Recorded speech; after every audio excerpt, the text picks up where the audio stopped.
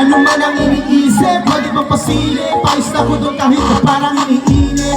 Ang buo kong katawan, masilay na kita ay parang ba sinasaniban. Ako na lang at di mo nang mabait. Di mo man ako gusto, hindi kita papapalit. Ganyan ako ang desperado, pakuwala kita buong gabi ko ay kumpleto. Matigas ang aking ulo, hindi mo bakalan kapag nakasara ang kwarto.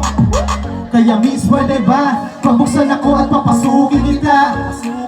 Ang pintuan ay sara para ating madama ang saya habang nakahiga sa kama.